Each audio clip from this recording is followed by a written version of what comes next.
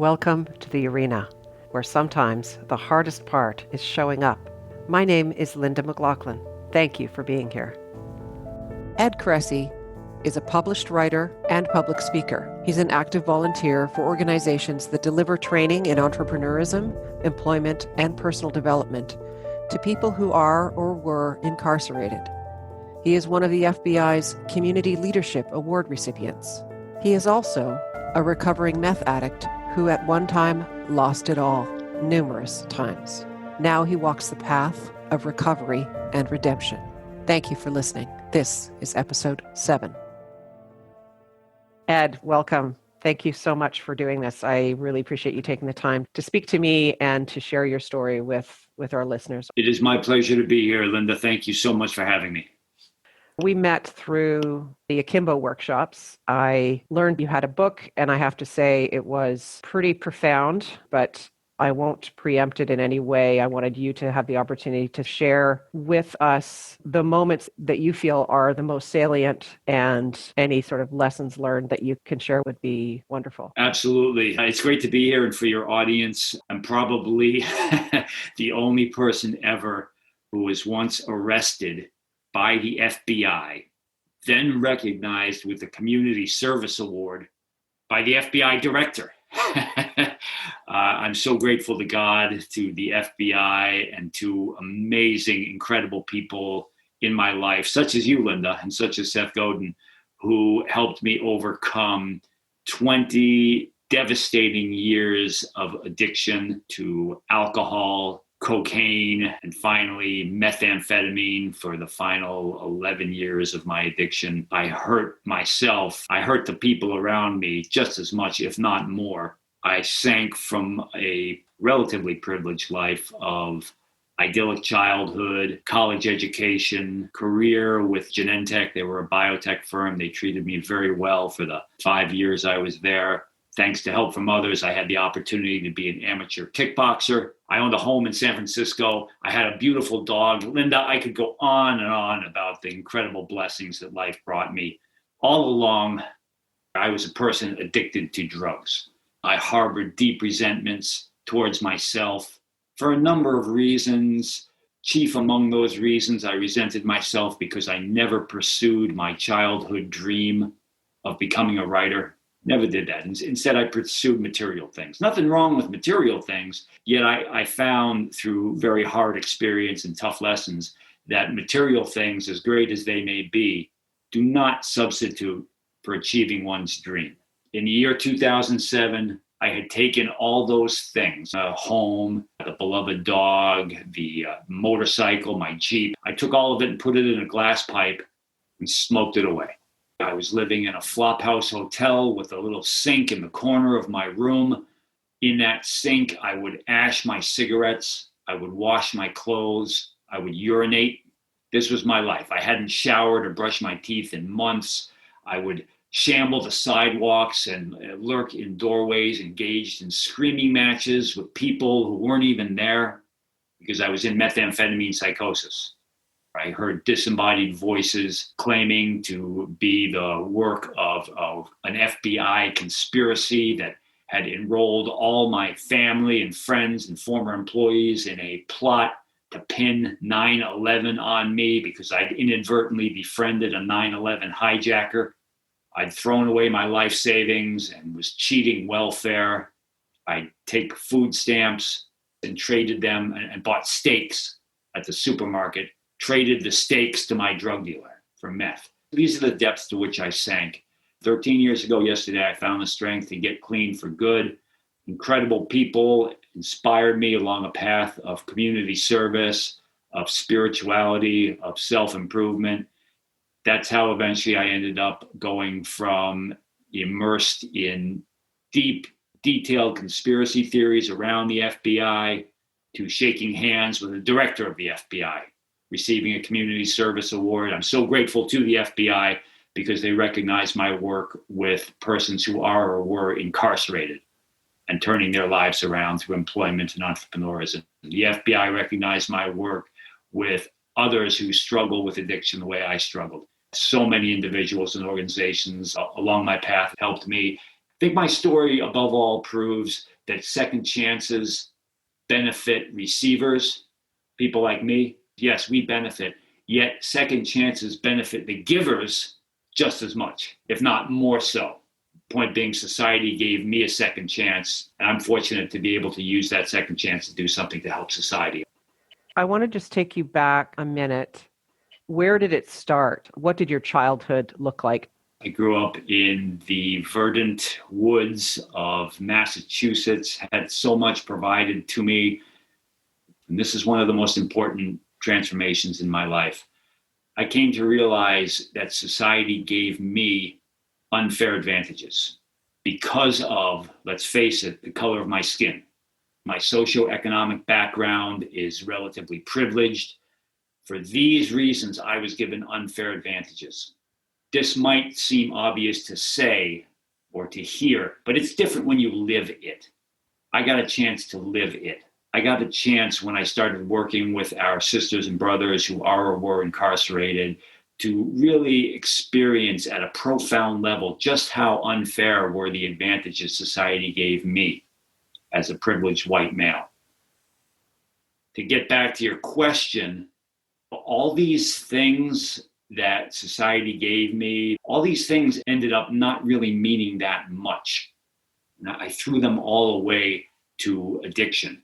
The point is, for your audience, when we have dreams that we go after, when we have a higher purpose, whatever our higher purpose is, if we don't stay strong to that, if we don't pursue our dreams, we're at great risk of those things of a material nature not satisfying us at a deep enough level so that we're not at risk of throwing all that away. Of all the many blessings I was given, a love of reading instilled in me from a very early age was probably my greatest blessing from childhood.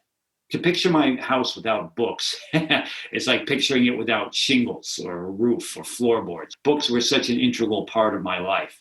You know, my greatest blessing overall is spirituality, but I learned that later on in life. When I was smoking a cigarette in a room of a homeless shelter after I'd paid $0.25 for a Marlboro and realized that I just spent 1/3 of my entire net worth, when I only had 5 items of clothing to my name, and I would wear those 5 items of clothing every day for months, all I really had left were things like my education, my love of reading, the knowledge that my various teachers had imparted upon me.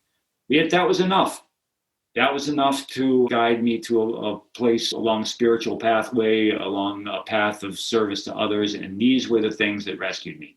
Not so much money, not so much healthcare, not so much means of recovery, although all these things were very important and still are. It was that education, that love of reading, those things of a non-material nature, that when the material things were gone, those things lifted me out of some very troubling circumstances. The most important things were instilling in me a love of expressing myself, a love of creativity, a love of reading, a love of learning from the stories of others. Was there a defining moment that set you on this path? There are moments that I would pick out, but I'd like you to identify that.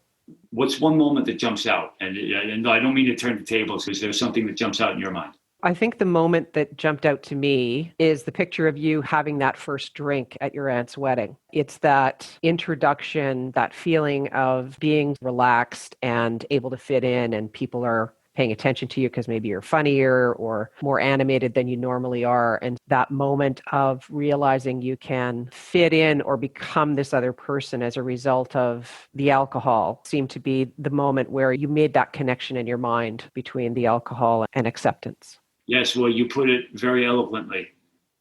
That connection between feelings of intoxication and feelings of social acceptance was a connection and an association that was very, very strong, almost impossibly strong. At 14 years old, I was a child who felt very alienated. I was a boy who was given signals that he didn't belong. He didn't fit in. I didn't fit in. I didn't belong. I could not relate to the kids around me. This was the information I let in and that I internalized. Life is usually not about our circumstances. Life is about the meaning we ascribe to our circumstances. As a kid, when I felt ostracized, when I felt bullied, when I was too uncoordinated to compete in gym class or on the athletic field, when I had these strange skin conditions and was ashamed to even wear shorts in gym class because I had this like an eczema on my legs when I was a kid, when the school bus driver would pull over on the side of the road and stop the bus and prevent us from getting home because the kids were too rowdy, I used to cry. All the other kids were laughing and they were having fun. I would cry. I was just a very sensitive kid. I would cry in class. I would cry a lot. These things I internalized because of my relationships with the other kids. I internalized them as making me an outcast, making me not have something to offer the world, making me feel like I should be ashamed of myself. This is how I perceive the signals. When I got intoxicated that first time at 14 years old, at the same time, I was meeting new people. I was in a completely different city. I grew up in a small town. When I first got drunk, I was in the city of Brooklyn, New York. I was meeting relatives who I'd never met before. I was hanging out with my cousin who was my age, and he was a very worldly person to my eyes. The point is, I made these very strong associations, like you mentioned, between getting intoxicated and feeling like I belonged. But those associations got reinforced as I grew up through my teenage years. They proved very, very hard to break. In later years as an adult, when my drug addiction took me to horrific places, when my drug addiction took me to suicidal depression, fantasies about putting my 357 in my mouth and yanking the trigger, when my drug addiction took me to places like that, I was very unhappy, yet I was very comfortable. Comfort does not equal happiness. And I was comfortable because of those very strong associations. Somewhere in my subconscious, somewhere in my soul almost, I felt that being intoxicated was keeping me safe. Even though I was feeling threatened from these disembodied voices and from the conspiracies I thought were after me, the association I made at an early age between being intoxicated and feeling accepted were very, very strong to break. What could the adults around you have done differently? When you're still a minor, that underage drinking, was that a moment that could have helped avoid what happened to you? Well, what I can say from my life is that what would have helped were adults admitting their weaknesses and shortcomings so that I knew it was okay for me to make mistakes. Adults not rescuing me, adults allowing me to fail and to work my way out of my failures rather than bailing me out. So for me to have that opportunity to make my own mistakes, develop resilience, and have the confidence in myself to blaze my own path, because blazing one's own path, it entails failure. We're going to fail and we're going to be lost at times, and we're going to encounter fear and self-doubt. When we have the resilience, when we have the confidence in ourselves to know that, yeah, we're going to fail, yet we're going to come back stronger, we're going to rebound, this has happened before, we can work our way out. These are very powerful means of carrying us along paths that otherwise we might shy away from due to fear, due to lack of confidence. These kinds of things were probably, looking back, what would have helped me in youth. I just wanted to share with you that your writing is wonderful. It really pulls us into your world. It must have been so challenging to relive those moments through writing the book. It was challenging to write about the obstacles I faced and hardships that I brought upon myself and projected or visited upon others. The process of writing about them allowed me to really think through how I could look at things in different ways. Many of us who express ourselves creatively find ourselves drawing from our own lives.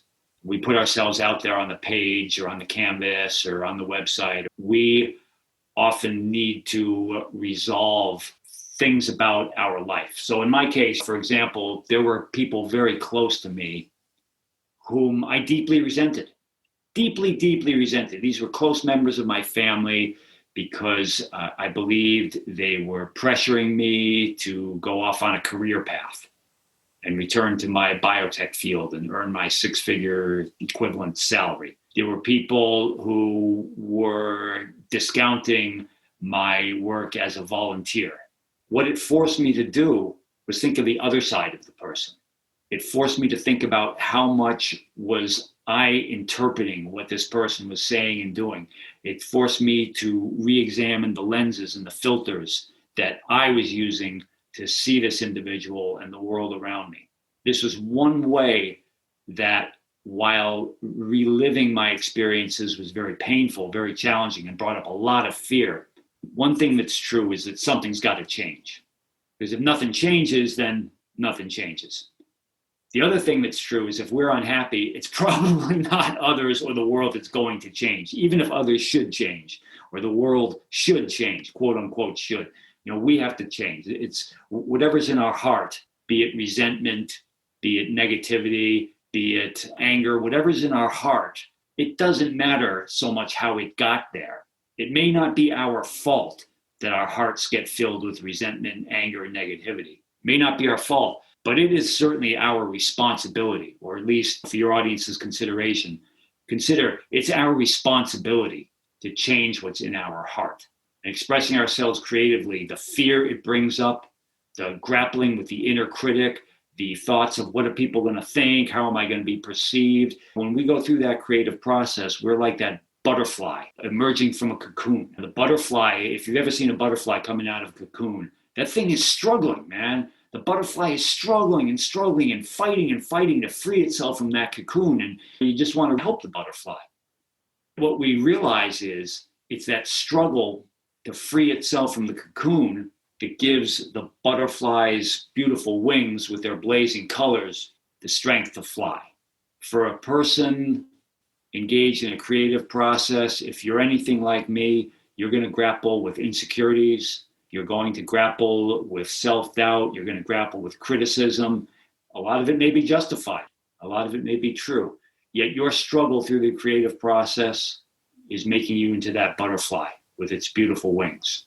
That is one of the values I got from reliving the experiences. And in a way, I kind of changed my history. I didn't change it by not stating the facts, because I related the facts as best I could possibly remember them, in consideration of protecting people's identities and in consideration of serving my audience. But I told the truth, yet I changed how I perceived my history in order to make me a better person and hopefully make the world around me a little bit better too. I'm sure that process was extremely difficult and a long road in and of itself. One thing I learned is that healing is not so much a process as it is a skill. I learned this at a somewhat profound level when I became a Krav Maga instructor.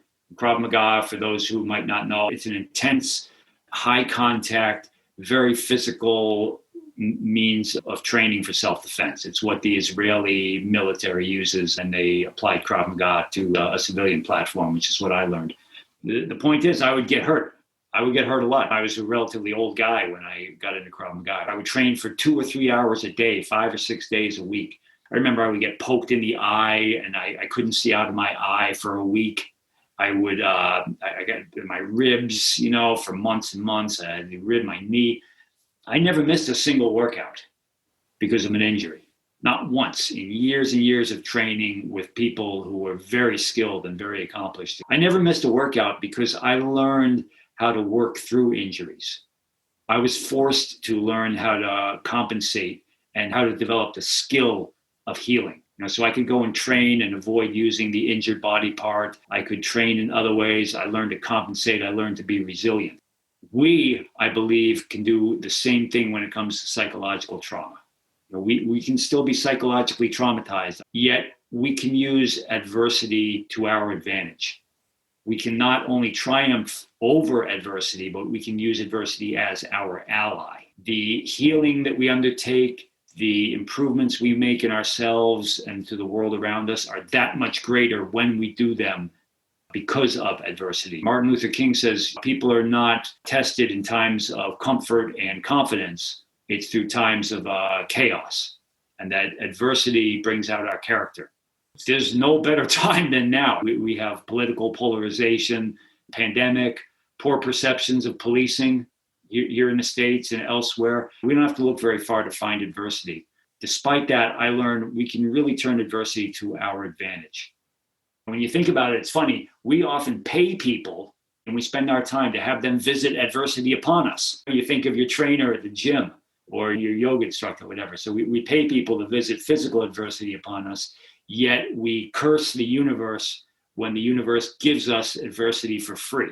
I've learned that from very troubling circumstances and from the depths of psychosis and mental health challenges and suicidal depression and addiction, from adversities of those natures, we can triumph and reach heights that otherwise we never would have. These things are often blessings. Adversity often pushes us along pathways we otherwise would have never undertaken. Had I not been addicted to methamphetamine, I never would have pursued a spiritual path, which is now the most important thing in my life. Had I not been a person addicted to meth, I probably never would have pursued my dream of writing a book. I'd probably, be making a good living and maybe have a nice family. Those things are beautiful. Those things are wonderful. Yet it was the adversity in my life and the ways I forced myself to overcome that adversity, the ways I looked to others through their generous storytelling, their generous support inspired me. The adversity in my life really made my life into the beautiful existence it is today. Again, you don't have to look very far to find adversity,